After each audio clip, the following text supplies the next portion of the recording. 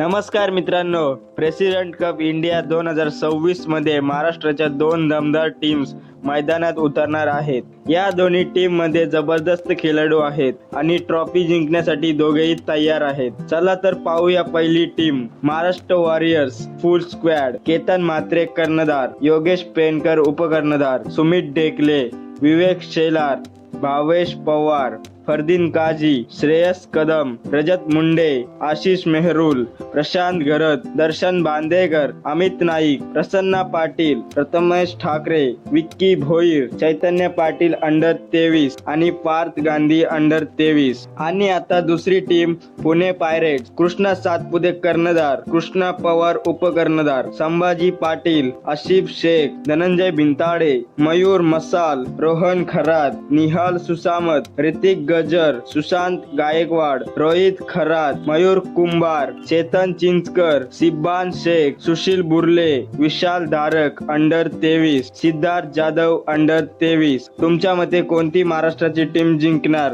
Comment मध्ये नक्की सांगा.